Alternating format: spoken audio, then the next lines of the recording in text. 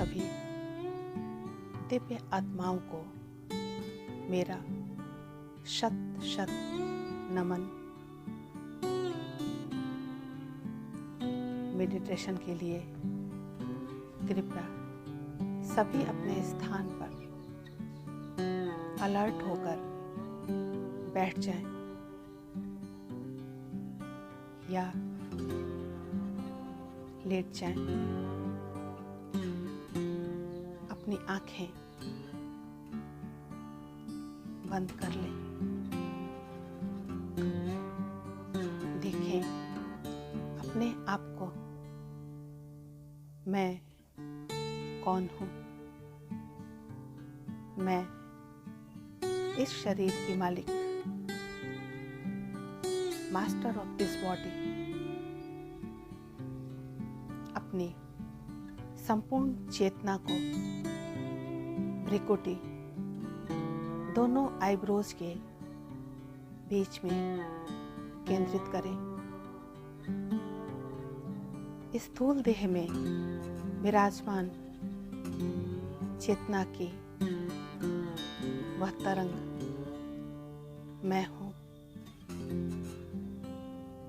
देह के भव्य भाल पर विराजमान एक ज्योतिर्मय बिंदु मैं एक आत्मा हूँ। एक तेजस्वी आत्मा, एक चमकता हुआ सितारा मुझ आत्मा से संपूर्ण शरीर में एक तेजोमय प्रकाश फैल रहा है। मैं ज्योति का एक कण हूँ। देह के भान, बॉडी कॉन्शसनेस से परे, इस देह से सर्वथा अलग मैं एक तेजपुंज हूँ। स्वयं को महसूस करें। मैं एक शांतिमयी आत्मा, मैं आत्मा जो कभी नहीं मरती। मैं अजर, अमर और अविनाशी हूँ। पीस, लव, हैप्पीनेस जिसे मैं बाहर ढूंढ रही हूँ, वह मेरे स्वयं के अंदर है। मैं एक आत्मा जो हजारों जन्मों की यात्रा तय करके इस धरती पर अपना रोल प्ले करने आई हूँ। उस आत्मा का वास्तविक स्वरूप कैसा है? आत्मा अत्यंत दिव्य बिंदु ज्योति स्वरूप है। इसका निवास स्थान हाइपोथैलेमस और पिट्यूटरी ग्लैंड के बीच में है, यानी भ्रिकुटी दोनों आईब्रोज के मध्य से ठीक 2.5 इंच पीछे और ऊपर से 1.5 इंच नीचे, जहाँ हम बिंदी या तिलक लगाते हैं। हमारी आत्मा सतोगुणी है। Peace, power, purity, love, happiness, bliss और नॉलेज इसका ओरिजिनल नेचर है। शरीर रूपी रथ के 5 तत्वों की पूर्ति के लिए जिस तरह हमारी 5 इंद्रियां हैं, उसी तरह आत्मा के 7 गुणों की पूर्ति के लिए मन, बुद्धि और संस्कार है। योग और चेतनता के आंतरिक जगत में यदि हमें प्रवेश करना है, the highest point of consciousness में यदि हमें पहुंचना है, तो हमें स्वयं को बाह्य जगत से कुछ समय के लिए अलग करना होगा, मौन में जाना होगा और अपनी सांसों पर ध्यान देना होगा। जब तक हमारी सांसें हमारे पास होती हैं, तब तक हमें उसकी अहमियत नहीं पता होती। जब वो हमारे पास से चली जाती है या हम ऐसे सिचुएशन में आ जाते हैं जहां हम सांस नहीं ले पा रहे हैं या हमें सांस लेने में कठिनाई महसूस हो रही हो, तब हमें पता चलता है कि इसकी अहमियत क्या है हमारी लाइफ में। सांस लेना हमारी प्रकृति है और उस प्रकृति को हम लगातार भूलते जा रहे हैं।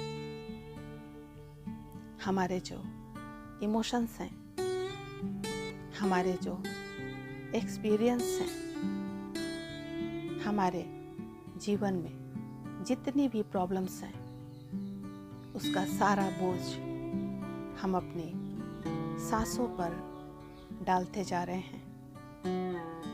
और इसलिए इन हैवी सांसों को लेकर जब हम मेडिटेशन में बैठते हैं, जिसमें हमारी प्रॉब्लम्स के 20-25 लाख मन के लगे हुए हैं, तो कैसे कर पाएंगे हम ध्यान?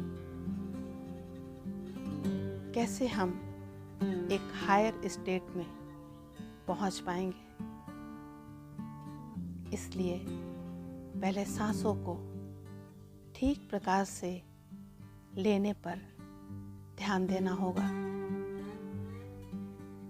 जब हम सांस लें तो हमारा पेट एक बैलून की भांति फूल जाना चाहिए। हमारा चेस्ट कैविटी पूरा का पूरा बाहर आना चाहिए और शोल्डर्स ऊपर की ओर उठने चाहिए। ये 3 मूवमेंट हमारी सांस में होने चाहिए। और जब हम सांस छोड़ें तो ये तीनों पूरी की पूरी अपनी जगह पर आ जानी चाहिए। अगर हमें अपने मेंटल स्टेटस को चेंज करना है, तो हमें अपनी ब्रीदिंग पैटर्न को चेंज करना होगा। हमारी ब्रेथ बहुत पावरफुल है और हमारा सबसे पुराना, सबसे अच्छा और सबसे कामदायक साथी है। जब हम लेफ्ट नोस्ट्रल से सांस लेते हैं तो हमारा राइट ब्रेन एक्टिवेट होता है, यानी हमारा क्रिएटिव माइंड। और जब हम राइट नोस्ट्रल से ब्रेथ करते हैं तो लेफ्ट ब्रेन, जो हमारा लॉजिकल माइंड है, वो एक्टिवेट हो जाता है अकॉर्डिंग टू स्वर योग हमारी जिंदगी सालों में नहीं सांसों में बताई गई है। 94 करोड़ 60 लाख 80 हजार सांसें। हर एक इंसान का लाइफ स्पैन इतना ही होता है अकॉर्डिंग टू स्वर योग। 12 से 16 सांसें हम प्रति मिनट लेते हैं। 15 ब्रेथ्स एवरेज है इसका।